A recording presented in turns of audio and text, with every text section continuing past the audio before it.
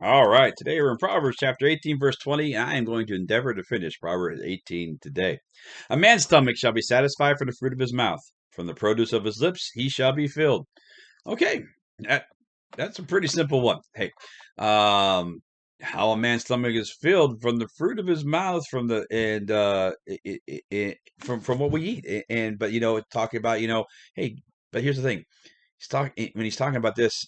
Israel was an agrarian society, and they would grow their own stuff, and they were satisfied because they had done the effort to put that food on their table.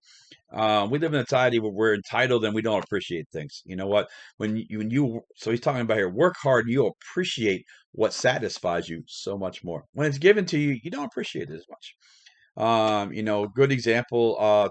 Today, when I give an example in my life. When I went to college, I had to pay for every dime of it because we did not have the money for it, and I had to get loans to do that type of thing. I appreciated my education. Another person, my brother in my family, he went through a lot of schools because then my parents had money, and he didn't appreciate it as much because it's like no big deal to just pay for it, keep paying for it. And I did for a very long time. But it's something when you work for it, you appreciate it more. It tastes better, it feels better, and not just in food, but in every aspect of your life when you put the effort in. Death in verse 21, death and life are in the power of the tongue, and those who love it will eat its fruit. Yeah, you better believe it. Death and life are in the power of tongue. You can build someone up and you can tear someone down. And you might say, death, I can't, with your words, people can kill people with their words. And here's the thing about words, you can kill someone over and over again. You can destroy someone's reputation over and over and over again. They're going to wish they were dead. As some of the things people say, I've met those people. I wish I was dead because this person thinks that, and that person thinks that, and that person thinks that. You can kill someone over and over again with your tongue. Do not do that. Use your tongue to bring life, to bring words of encouragement. Now, sometimes words of encouragement are telling someone they did something wrong to help them because what they're doing wrong is leading them down a wrong path, and sometimes that's necessary. Like when you see someone going in that direction, say, "Yeah, I need to tell you." I need you to understand it. If you keep doing this, it's going to lead to a bad thing. It's tough to do. It's called tough love, but it still is life giving because if you just let them keep doing what they're doing, they're going to destroy themselves anyway. So it's not bringing life. And I think, well, if I say those bad things, they're just going to keep going in that direction. Put it this way: if someone's going in a bad direction, think about this. If you want to help them, you need to tell them what they need to hear. You need to stand on your principles. Principles are only principles if you stand with them all the time. You can't change from person to person. Here's the deal: if they're already going in that direction, and you be nice to them, and they're going and they're about to run off the cliff, guess what? All you're doing is helping them run off the cliff. If you talk to them and try to help them, and they don't like it, they're still running off the cliff, aren't they? Right? But they have a chance now before they get to the cliff to maybe think about what you said, because when they get mad, they think about things, or you might change right there and then you save them going to the cliff altogether. But if you do not tell them what they need to hear in a way that says, "Hey, I'm here to help you," they're just going to keep running off the cliff. You're not pushing them because if you're nice to them, say, "Oh, I'm just going to be nice to them and run with," you're going to probably run off the cliff with them. Okay, yeah, there is no when you have to say what you need to say, that you need to do that, and you need to stay. I'm willing to do that because I love you. Because the alternative is if you don't do anything, they're still going to run off the cliff anyways. They're already going in that direction. You really have nothing to lose. Oh, I'm afraid I'll push them away. No, you won't. They're already running away.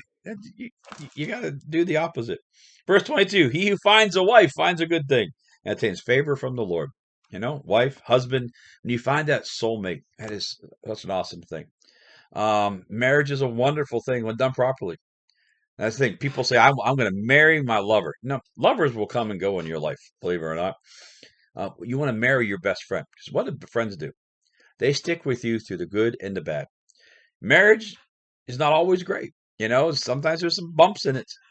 But when you have a best friend, they still love you because of who you are, who they know you are, because they're their friend. I really know them. I'm their, and that keeps marriages together. If I encourage you out there today, if you're out there and you're dating somebody, before you get married, make sure they're your best friend, meaning that they really know you and they actually care about who you are, not about what you have to offer them. Think about that. Not make sure they care about who you are, not what you have to offer them. That's what lovers do. They just offer something to one another. Friends care about who that person is and what they can do for you.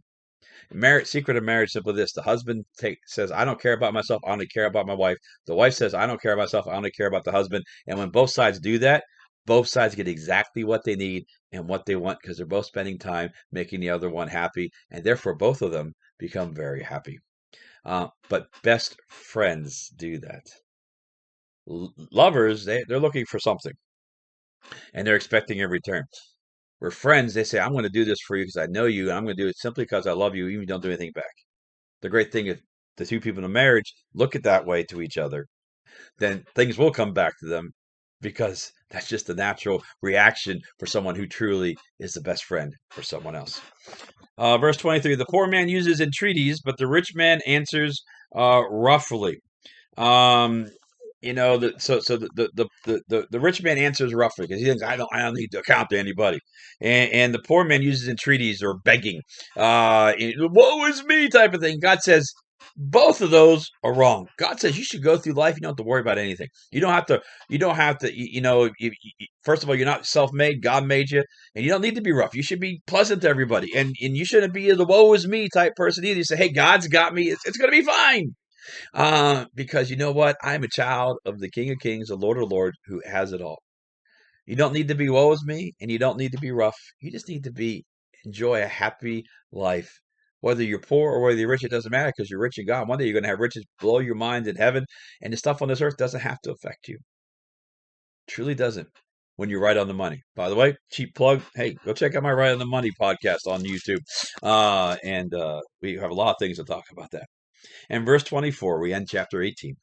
A man who has friends must himself be friendly, but there is a friend who sticks closer than a brother. Well, duh. If you want to have friends, you need to be friendly. If you're unfriendly, you're probably not going to have a lot of friends.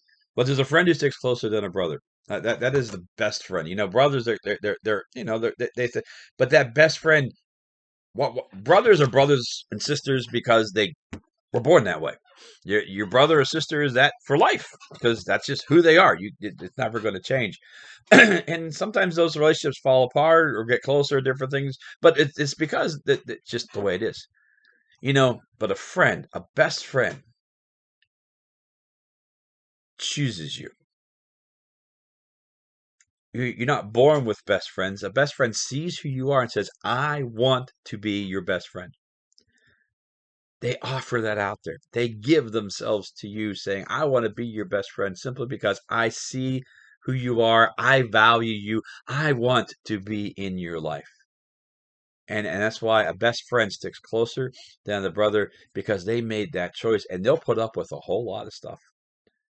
Not that they should have to, but we do stuff as humans. And we need people who can stick with us and help us. Because here's the thing, we do the wrong stuff, we need someone to be there. I've seen so many times where brothers and sisters are parted instead of helping the other one, even though you think they should because they're their brother or their sister. But it's easier for them to part than for a best friend because the best friend chose you. And Jesus Christ said he wants to be your best friend. He chose you. He sticks. We make a lot of mistakes, but God says, I will stick close to you. And that's why you need to marry your best friend. Because you marry your best friend, they'll stick with you through the tough times and see what you can be. Because sometimes in those moments, we're not the person that they like to begin with or they fell in love with. But they see the potential you can be because they see you through different eyes, the eyes of a best friend. Well, hope you have a great day. Hope you have a great weekend. Hope to see you Sunday. Remember, Jesus loves you. I love you. And you are absolutely awesome.